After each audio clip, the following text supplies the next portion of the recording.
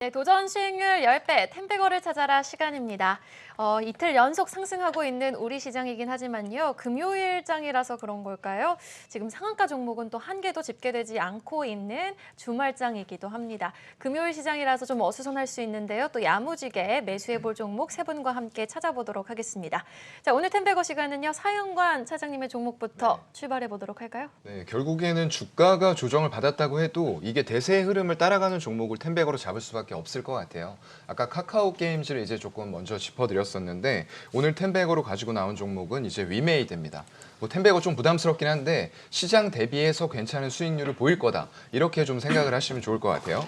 일단 뭐 위메이드 최근에 나온 내용을 좀 설명을 해드리면은 하이프솔트라는 회사를 이제 리드 투자사로 전략적인 투자를 단행했다라는 내용이 또 나왔어요. 이 하이프솔트는 클레이튼 기반으로 해서 NFT를 유동화하는 서비스를 하고 있는 그런 기업입니다. 그래서 이런 것들이 이미 구축한 위믹스 생태계에서 어떤 NFT 라던가 그리고 디파이 쪽으로 해서 서비스를 연계시킬 수가 있고 확장하는 데 굉장히 유용한 기능으로 쓰일 수가 있을 것 같아요.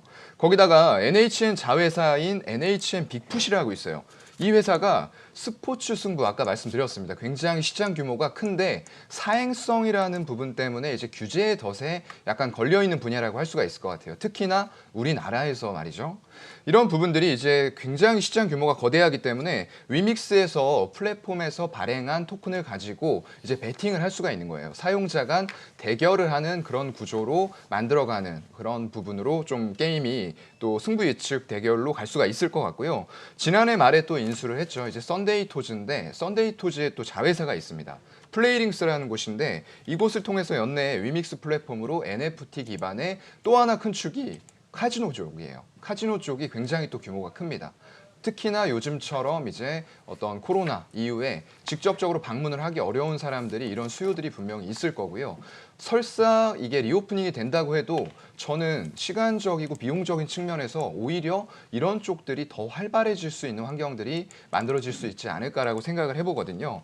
이런 부분들을 이제 선보일 예정인데 결국에는 소셜 카지노 게임 시장 규모가 작년 기준으로 봤을 때 7조 3천억 정도가 됐었습니다. 이게 26년도에는 10조 이상의 규모로 커질 것으로 좀 전망이 되고 있는 그런 상태고요. 굉장히 성장성이 큰 게임 분야라고 볼 수가 있을 것 같아요.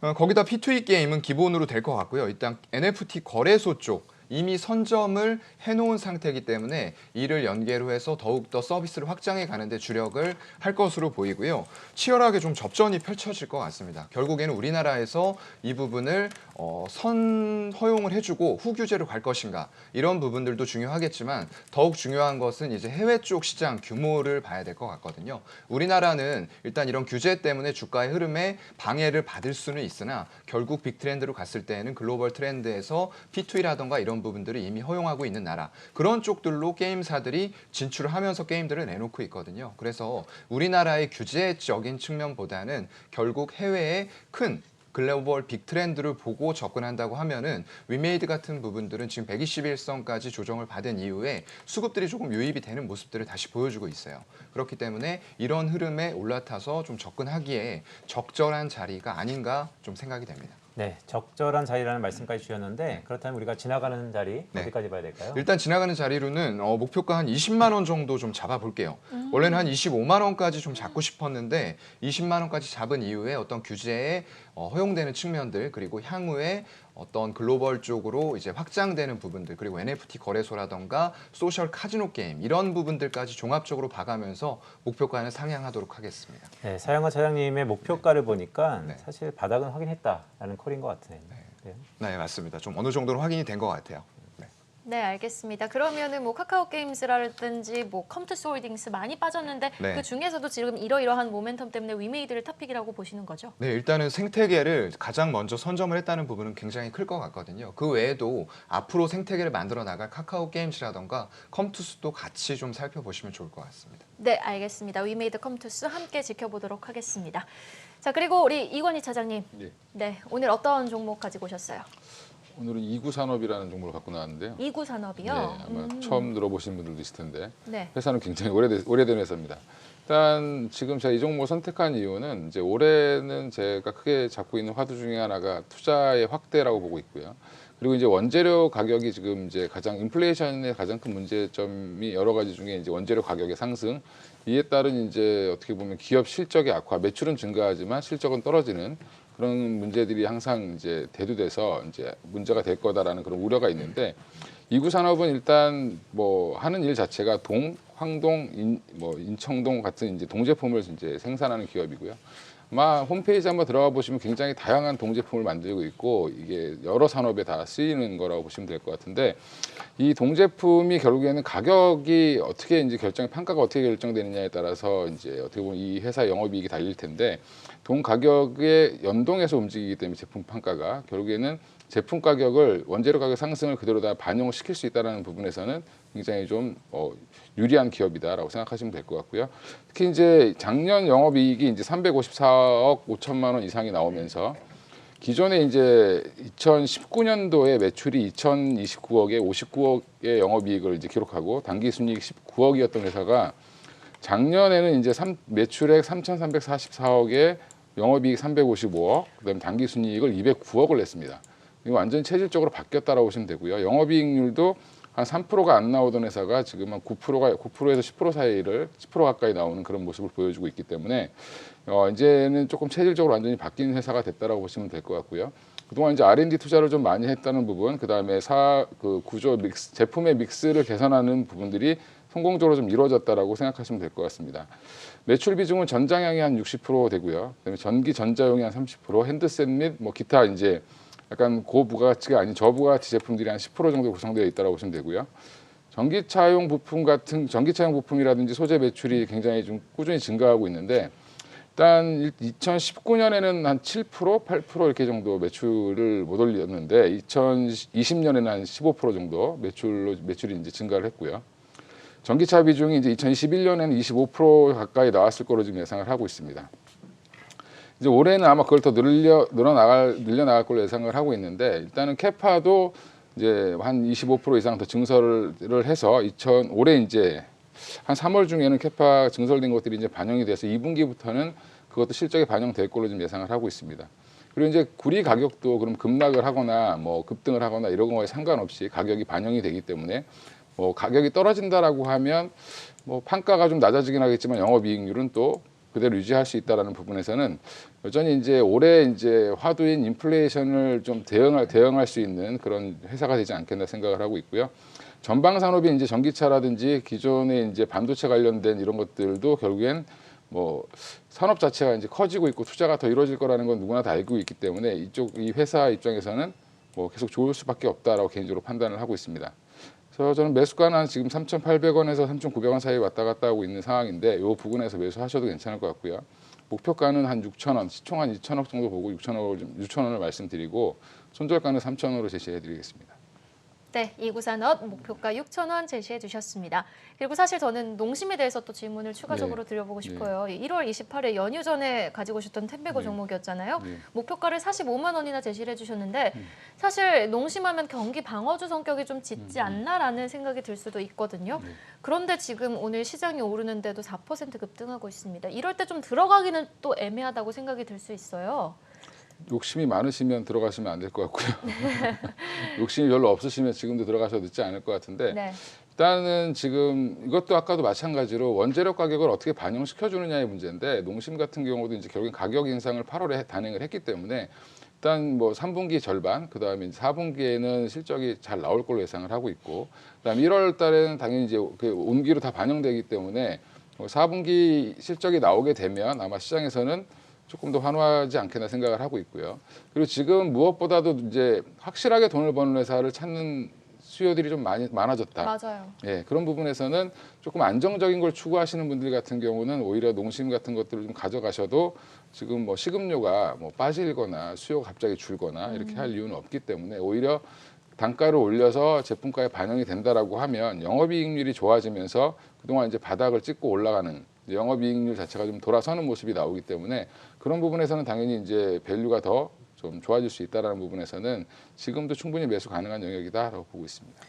네, 사실 간밤에 영라은행이 또 금리를 올렸고 또 유럽중앙은행이 금리를 올릴 것 같다라는 거에 이제 시장에 프라이싱이 되고 있는 상태에서 인플레이션 압력을 제품에 전가시킬 수 있는 산업들 말씀 주셨던 것처럼 농심은 좀 지켜볼 필요가 있다라는 얘기까지 있었습니다. 박기영 교수님, 네. 오늘은 어떤 종목인가요? 오늘은 뭐 여러분들이 너무나 잘 아시는 종목인데요. 백조에서 미운 오리로 전락을 했지만은 최근에는 다시 미운 오리에서 백조로 만들어지고 있는 회사입니다. 오, 어떤 회사입니까? 인터플렉스라는 회사인데요. 뭐 인터플렉스 여러분들이 너무나 잘 아실 거예요. 예전에 애플에 그 납품을 하면서는 사실 그 당시에 뭐 따라올 회사가 없을 정도로 FPCB에서는 전 세계 최고의 회사였었는데 품질의 문제로 애플과 거래가 끊기면서 삼성과 이런 모든 회사의 거래가 끊기면서 상당히 고전을 하는 회사죠. 인터플렉스의 그 주봉을 여러분들이 한번 보시면은 너무나 황당하다라는 생각이 좀 드실 거예요. 7만 원 정도에서 저점이 10,000원 정도까지 내려왔던 아주 상당히 고생을 많이 했던 회사입니다. 물론 간혹 뭐 삼성에 납품을 한다, 애플에 납품을 한다 하면서 좀 반등을 해줬지만 그게 이루어지지 않았었거든요. 그랬는데 이번에 그동안에 미운 우리에서 이제 백조로 변신을 하면서 최근 들어서 새로운 사업을 지금 추구하고 있는 게 뭐냐면 디지타이저라는 거죠. 이 디지타이저는 여러분들이 잘 아시지만은 그냥 그림 그리는 판이다, 컴퓨터 판이다라고 보시면 되는데 이게 휴대폰으로 들어왔습니다. 그 노트에 그 펜이라든지 이런 것들이 전부 다 디지타이저라고 보시면 되는데 이 디지타이저 기판은 일반 FPCB 만드는 기판하고 개념이 좀 다르다라고 하네요. 그래서 이거를 국내에서 개발을 해서 시도를 한 게 인터플렉스고요. 그리고 이번에 그 갤럭시 S22가 2월 달에 이제 출시가 된다라고 하는데 날짜는 뭐 10일 정도라고 하는데 여기에 무엇이 그 부착이 되냐면 S펜이 부착이 된다라고 합니다. 그래서 지금 이번에 그 갤럭시 S22의 그 티저 동영상을 보면은 휴대폰이 두 개가 합쳐져서 하나로 만들어진다라고 그 보여주고 있는데 이게 노트와 갤럭시 그 S 시리즈가 합쳐진다라고 보고 있거든요. 이렇다면은 지금 이렇게 다 분석을 하고 있는데 이 경우에는 S펜 효과 때문에 판매가 처음부터 폭발적으로 일어날 확률이 높다라고 보고 있는 거죠. 그동안에 노트 시리즈가 안 나왔었는데 노트 시리즈를 기대하던 사람들이 S22로 바꿔간다면은 이건 초기부터 빅 히트다라는 얘기를 하고 있습니다. 이랬을 때 가장 수혜를 보는 거, 뭐 카메라 모듈도 있고 여러 가지가 있습니다만은 역시 인터플렉스가 가장 수혜를 볼 확률이 높다라고 보고 있거든요. 인터플렉스의 최근의 실적을 보더라도 이게 그대로 나타나고 있는데 1분기하고 2분기만 하더라도 그렇게 실적이 별로 안 좋았습니다. 하지만은 2분기 후에 3분기 정도 되면서 연간 그 매출액이 지속적으로 증가를 하고 있고요. 그다음에 그 영업이익도 보면은 지금 증가를 많이 좀 하고 있습니다. 그래서 인터플렉스 같은 경우 올해 주당 EPS를 얼마 정도 잡느냐 하면 2021년도는 이제 끝났으니까 2022년도에 약 1,600원에서 2,000원 정도 지금 잡고 있는데 이렇다면 현재 주가가 16,000원 정도라면은 PER이 지금 자립에 8에서 뭐 이제 그 한 5 정도밖에는 안 된다라고 보고 있는 거죠. 자, 디지타이어 같은 경우에는 사실 다른 회사가 접근하기가 조금 좀 어려운 부품인데 또 FPCB, 뭐 오늘 뭐 인터플렉스 말고 BH라든지 이런 회사도 오늘 반등을 해주고 있는 이유는 뭐냐면은요. 사실 한 2년 동안에 FPCB 회사들이 거의 다 죽었습니다. 뭐 부도난 회사도 굉장히 많고요. 우리가 얘기하는 구조 조정 이루어졌기 때문에 이제부터는 FPCB 회사들이 자동차 전장이라든지 이런 쪽의 시장이 확대되면서 성장할 확률이 굉장히 커지고 있다는 점이 특별한 포인트다라고 보고 있습니다. 그리고 이 회사에 또 주목할 점이 뭐냐면은 영업이익률이 증가를 하고 있다는 거예요. 이전에는 영업이익률 거의 적자를 기록하면서 어려웠었는데 최근 들어서 2021년도 추정 영업이익률이 한 8% 정도 되는데 2022년도에는 10%대를 넘어간다라고 하거든요. 특별한 업종이 아니라면 이렇게 그 제품 이렇게 규모의 경제를 그 생산하는 회사에서 영업이익이 10%대라면은 이거는 상당히 여러분들이 주목을 해 주셔야 된다라고 말씀드리고 싶어요. 그래서 그동안에는 미운 오리에서 그 시장에서 관심을 못 받았지만은 최근 들의 실적과 영업이익과 앞으로 시장 전망치를 봤을 때는 백조로 전환하는 인터플렉스 이건 텐베고 종목으로 충분하다라고 말씀드리고요. 차트도 한번 살펴보겠습니다. 차트를 한번 보시면은 제가 먼저 주봉을 한번 보여드릴 텐데 주봉을 보면은 너무나 황당하죠. 여러분들이 보시면은 그러네요. 이 고점 부근에서 거의 이게 그 7만 원 정도 되는 부근에서 거의 10,000원대까지 내려왔고요. 이 부근대에서는 애플과 다시 재거래한다는 얘기가 있었고 삼성과 다시 재거래한다는 얘기가 있었지만은 실은 이루어지지 못했었는데 2021년도에 삼성과 재거래하면서 다시 애플 얘기가 다시 나오고 있습니다. 만약에 애플에서도 이원화를 해줘야 될 거다라고 보고 있고요. 애플에서도 역시 애플펜이 있으니까 디지타이어에 대한 그 PCB를 그 인터플렉스에 주문을 한다라고 하면은 인터플렉스는 여기까지는 못 가더라도 최소한 3만 원에서 4만 원 정도까지는 가야 될 주식이다라고 생각을 하고 있습니다. 그래서 인터플렉스 1차 목표가는요. 제가 그 말씀드린 일단 2만 원 정도 이전 고점 부근이니까 2만 원 정도 1차 목표가 그 설정을 해드리고요.